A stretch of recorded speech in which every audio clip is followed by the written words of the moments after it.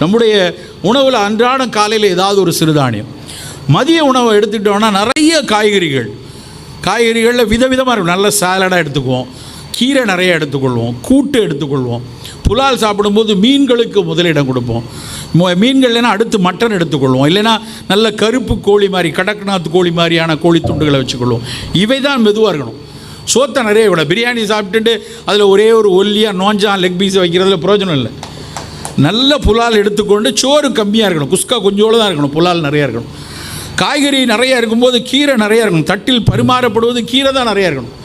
ஒரு கீரை முழுக்க என்ன நம்ம நினச்சி பார்க்க முடியாது. கீரைகளை அறிவியல் பூர்வமாக பார்த்தோன்னு வச்சுங்களேன், நியூட்ரிஷனாக பார்த்துங்களேன், பெரிய பெரிய விலை உயர்ந்த காய்கறிகள் கொடுக்காத பல சத்துக்களை கீரைகள் கொடுக்கும். இந்த கீரையில் இருக்கக்கூடிய ஃபோலிக் ஆசிட், கீரையில் இருக்கக்கூடிய செலினியம், மேக்னீஸ், அயன், இந்த கண்டென்ட்டெல்லாம் நீங்கள் நினச்சே பார்க்க முடியாது. ஒரு 20 நாள் கீரையில் அது கிடைக்கிது.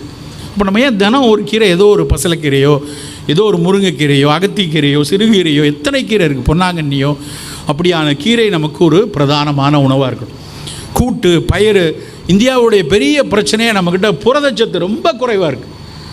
ஒவ்வொரு முறை நம்ம பல விளையாட்டு போட்டிகள் எல்லாம் பார்க்கும்போது அந்த எண்டுரன்ஸ்னு சொல்கிறோம் இல்லையா, அந்த எண்டுரன்ஸ் 1 மணி நேரம் ஃபுட்பாலில் ஓடுறதுக்கான முழு திறன் குறைவாக இருக்கிறதுன்னு பார்த்தா சிறு வயதுலேருந்தே நமக்கான புரதம் இல்லை.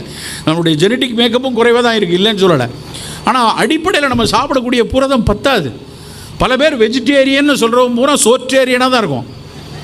வெஜிடேரியனாக வெஜிடபிள் நிறையா இருக்கணும், சோறு கம்மியாக இருக்கணும். ஆனால் அப்படி இல்லை. ஸோ புரதம் நிறையா இருக்கணும். நம்ம தமிழ்நாடு எடுத்திங்கன்னா இந்தியாவினுடைய பல விஷயங்களில் புள்ளி விவரங்களை நம்ம மேலே இருக்கோம். ஆனால் இன்றைக்கும் 45% நம் பெண்கள் இரத்த சோகையில் தான் இருக்காங்க.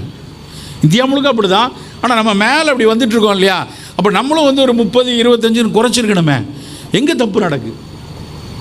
நம்ம சாப்பாட்டில் குறைவா, இல்லை உட்கிரகிக்கிறது சரியா இல்லையா, அதுக்கான மற்ற கோஃபேக்டர்ஸ் நல்லா இல்லையா, எத்தனையோ விஷயங்களை மண்டையை போட்டு உடைச்சிக்கிட்டே இருக்கும். எதனால் இன்னும் இரத்த சோகையை குறைக்க முடியல?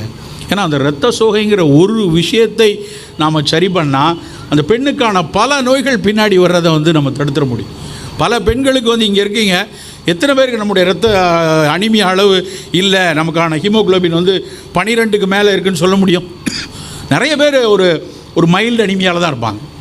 பெருவாரியான மக்கள் சிவியர் அனிமியா வரும்போது மட்டும்தான் நோயாக தெரிஞ்சு டாக்டர்கிட்ட போவாங்க. பல நேரங்களில் கருத்தரித்திருக்கிற காலத்தில் மட்டும்தான் நம்ம தெரிய வரும், 7 இருக்குது, 7.5 இருக்குது, உடனே ரத்தத்தை ஏற்று, அப்புறம் பிள்ளை பார்க்குற வரைக்கும் பத்திரமா பார்த்துட்டு அதுக்கப்புறம் மறந்து போயிடுறது. ஆனால் இந்த இரத்த சோகைங்கிற ஒரு விஷயத்தை சரி பண்ண, ஏன்னா நம்ம சுவாசிக்கிற காற்றுல இருக்க ஆக்சிஜனை அந்த ஹீம் தான் செல் பூரா எடுத்துகிட்டு போகுது. அந்த சிவப்பு அணுக்களில் ஒட்டி இருக்கக்கூடிய அந்த ஹீம் அதுதான் எல்லாத்தையும் எடுத்துகிட்டு போகுது. ஆனால் அது பாதி தான் இருக்குன்னா பாதி தான் போகும். நமக்கு அறிவாற்றலாக இருக்கட்டும், எதிர்ப்பாற்றலாக இருக்கட்டும், எல்லாவற்றிற்கும் அது அடிப்படையான விஷயம். அது குறைவாக இருக்கும். அதை சரியாக இருக்கணும்னா நம்ம சாப்பிடக்கூடிய உணவில் நல்ல கோழியினுடைய ஈரல், ஆட்டினுடைய மண்ணீரல், இது ரெண்டும் B12 ரிச்சாக இருக்கிற விஷயம். வெஜிடபிள் எடுத்திங்கன்னா, காய்கறிகள் எடுத்திங்கன்னா, எள், சாதாரண எள் மிகச்சிறப்பான இரும்புச்சத்தை கொடுக்கக்கூடியது. எள் உருண்டை சாப்பிடுங்க. போய் டைரி மில்க் வாங்கி சாப்பிட சொல்கிறோம், டைரி சில்க் சாக்லேட் போய் வாங்குகிறோம் 150 ரூபாய்க்கு. ஆனால் வீட்டில் எள் உருண்டை கொடுக்கக்கூடிய பழக்கத்தை தொலைச்சிட்டோம். தினம் ஒரு எள் உருண்டை தினம் சாப்பிடட்டும் சார். அது சாப்பிட்டா ஹீட் ஆயிருமே, அது சாப்பிட்டா ப்ளீடிங் நிறையா வருமே, அப்படிலாம் கிடையாது. அப்படி ஏதாவது அடிப்படை நோய்கள் இருக்கும்போது மருத்துவர் சொல்கிறாங்க, ஒரு சித்த மருத்துவர் சொல்கிறாங்க, விளக்கிக்கலாம். மற்றபடி தினம் சாப்பிடக்கூடிய உணவுகளில் எள் உருண்டை இருக்கலாம். அத்திப்பழம், பேரிச்சம்பழம், கீரை, இது மாதிரி இரும்புச்சத்தை கூட்டக்கூடிய உணவுகளை தினம் நம்ம எடுத்துக்கொள்ளணும்.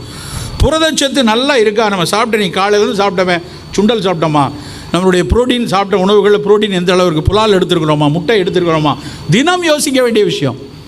கீட்டோஜெனிக் ஃபுட் அப்படின்னு ஒரு விஷயமே கொண்டு வரான். உணவுகளில் பார்த்திங்கன்னா intermittent fasting, பாலியோ diet, GM diet, இது கீட்டோஜெனிக் டயட்னு நிறைய ஒவ்வொரு ஆய்வுகளில் பல திட்டங்கள் வருது.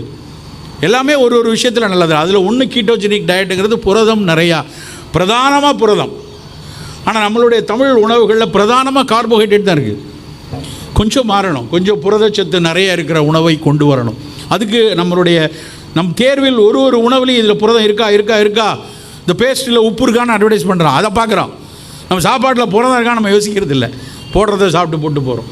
ஸோ புரதம் நிறைய இருக்கக்கூடிய உணவுகளை பிரதானமாக எடுத்துக்கொள்ளணும். சர்க்கரை மெதுவாக உள்கரைக்கணும். அதாவது மெல்ல மெல்ல சர்க்கரை உள்ளே போகிறது தான் லோ கிளைசிமிக் அப்படிங்கிறாங்க. வெறும் சுகர் பேஷண்ட்டுக்கு மட்டும் இல்லை, முதுமையில் புற்றுநோய் வராமல் இருப்பதற்கான ஒரு விஷயம். எந்த நாட்டில் மிக அதிக முதியவர்கள் இருக்காங்களோ கிட்டத்தட்ட 1/3 ஆஃப் பாப்புலேஷனுக்கு புற்றுநோய் வர வாய்ப்பு இருக்குங்கிறான். நம்ம நாடு அப்படி பெருகி கொண்டே இருக்கிறது. இன்றைக்கி 74 பேர், நம்மளுடைய சராசரி ஆயுட்காலம் 74 வந்தாச்சு. இன்னும் கண்டிப்பாக ஒரு 4-5 வருஷத்தில் 80-85 வந்துடும். அப்போ ஆட்டோமேட்டிக்காக நமக்கு புற்று வருவதற்கான வாய்ப்பு இருக்கும். ஆனால் மற்ற நாடுகளில் இருக்கக்கூடிய சப்போர்ட் நம்மக்கிட்ட கிடையாது. நமக்கு அந்த அளவுக்கு மருத்துவ வசதிகள் ஒரு சாமானியனுக்கு கிடைக்காது. அப்போ நமக்கு நோய் வராமல் காத்துக்கொள்வதற்கான உணவு திட்டத்தை, வாழ்வியலை நாம் சற்று அக்கறைப்பட்டு நாம் எடுத்துக்கொண்டு தான் ஆக வேண்டும் நண்பர்கள். சோறை குறைச்சிக்கொள்வோம், நிறைய காய்கறி கீரைன்னு எடுத்துக்கொள்வோம். இரவு உணவு ரொம்ப ரொம்ப தவறு செய்யக்கூடிய இடம் வந்து இதுதான். இதெல்லாம் முடிச்சு போகும்போது வீட்டுக்கு போகும்போது 9:30 போகிற வழியிலே எதுக்கு போய் வீட்டில் போய் சாப்பிட்டுட்டு அப்படியே ஒரு ஹோட்டலில் போயிட்டு பஃபே இருக்கான்னு போய் பார்ப்போமா, இல்லை ஒரு 4 தோசை 2 இதுன்னு சாப்பிட்டோன்னா அதை விட ஒரு தப்பு உலகத்திலே கிடையாது. 7 மணிக்கு நம்ம இரவு உணவை முடிக்கணும். 7 மணிக்கு நம்முடைய இரவு உணவு. இல்லை சார் எனக்கு 9:30 வரைக்கும் ஒர்க் இருக்கா, வேலை செய்யுங்க, தப்பே இல்லை. ஆனால் 6:30 to 7 அலுவலகத்தில் இருக்குமா. நான் ஒரு காலத்தில் வந்து ராத்திரி 10:30 மணி வரைக்கும் ஓபி முடிச்சுட்டு 11:30 மணிக்கு வீட்டில் போய் சாப்பிட்டு வந்தான். நானும் சொல்கிறேன், 10 ஆண்டுகளுக்கு முன்னாடி இப்படி தான் இருந்தேன். அதுக்கப்புறம் திடீர்னு வரேன், நம்ம என்னடா இப்படி பண்ணிகிட்டு இருக்கோம் அப்படின்னு தோணி 5:30 மணி 6 மணிக்கு வீட்டிலேருந்து சட்டியில் சாப்பாடு வந்துடும். அதை ஒரு 6:30 மணிக்கு கடன் 10 நிமிஷத்தில் சாப்பிட்டுட்டு தண்ணீரை குடிச்சிட்டு அதுக்கப்புறம் 9 மணி வரைக்கும் வேலை பார்த்துட்டு ஒரு வேளை பசிச்சதுன்னா வீட்டில் போய் ஒரு கொய்யாப்பழமோ ஆப்பிளோ சாப்பிட்டு படுத்தோம். கொஞ்ச நாளைக்கு அது பசி இருக்கும், அதுக்கப்புறம் அதுவும் இருக்காது. திரும்ப மெசச்சூட்ஸ் மெடிக்கல் யூனிவர்சிட்டின்னு உலகத்தில் இருக்குது. அவன் தான் நம்பர் 2 நினைக்கிறேன், நம்பர் 2 ஒன்றான்னு தெரில, second best medical university in the world. அவன் மறுபடி சொல்கிற விஷயம் வந்து இந்த இன்டர்மீடியன்ட் ஃபாஸ்டிங். காலையில் 9:30க்கு சாப்பிடு, சாயந்தரம் 6:30க்கு சாப்பிடு, மதிய உணவை வந்து ஏதாவது சாலடோ சூப்போ சாப்பிட்டுட்டு எளிய உணவாக வச்சுக்கோ. நம்ம பெரிய விதமாக மாற்ற வேண்டிய விஷயம். ஏன்னா நம்ம மத்தியான சாப்பாடு தான் பெருசாக இருக்குது, இல்லைன்னா ராத்திரி சாப்பாடு தான் இவ்வளோ பெருசு. ஏதாவது கல்யாண வீட்டில் அங்கேன்னு போனோம்னா இவ்வளோ ஆனால் சாப்பிட்றோம். அவன் 2ஐயும் மாற்ற சொல்கிறான். காலையில் நல்லா சாப்பிட்டுக்கோ 9:30க்கு, மத்தியானம் ஒரு சூப்போ சாலடோ எடுத்துக்க, ராத்திரி சாப்பிட்ற உணவு வந்து 7 மணிக்கு முடிச்சிரு. எடை குறைக்கணுமா, சர்க்கரையை கட்டுப்படுத்தணுமா, பல ஆய்வு முடிவுகள், சும்மா விளையாட்டாக சொல்லலை, எப்படி மாறி இருக்கிறது. இந்த உணவு திட்டத்தை தமிழர்கள் மிக மிக முன்றைய காலத்திலே சந்தியில் சாப்பிடுங்க. உங்களுடைய உணவு திட்டம் காலை சூரிய வெளிச்சம் வந்தோடனே சாப்பிடுங்க. கஞ்சியை குடிச்சிட்டு கலையத்தில் சாப்பாடு சாப்பிட்டு உழவுக்கு போயிட்டு வேலை முடிச்சுட்டு சாயந்தரம் 5:30 மணிக்கு வந்து சோறு வச்சு காய் வச்சு கீரை வச்சு புலால் வைத்து சாப்பிட்டு படுத்தவர்கள் தான் நம்ம சமணர்கள். இந்த உணவு திட்டம் தான் வச்சுருக்காங்க. மயிலை சீனி வெங்கடசாமி நாயுடு எழுதிய புத்தகத்தில் இதைத்தான் அவரும் சொல்கிறாரு. உணவை காலையிலும் மாலையிலும் தான் எடுக்க சொல்கிறாங்க. இரவில் இப்படி விருந்து உணவுகளை நைட்டில் சாப்பிட்றதும் பெரிய தப்பு. அதுவும் சர்க்கரை நோயாளியாக இருக்கிறோமா, நைட்டில் எப்போ பார்த்தாலும் இப்போல்லாம் வந்து சார் நான் 2 தோசை 3 இட்லி தினமும் இப்படி சாப்பிட்டோம்னா கண்டிப்பாக சர்க்கரை வந்து கட்டுப்பாட்டுக்குள்ளே வராது. ஸோ இரவு உணவு நல்ல கோதுமை ரவையில் உப்புமா, ரவை கிச்சடி, ஒரு நாள் சிறுதானிய அடை, ஒரு நாள் வந்து சப்பாத்தி சாப்பிடுவீங்களா சாப்பிட்டுக்கோங்க. இல்லை எல்லா தானியங்களை வைத்து தோசையாக சுட்டு சாப்பிடுவீங்களா, நல்லது.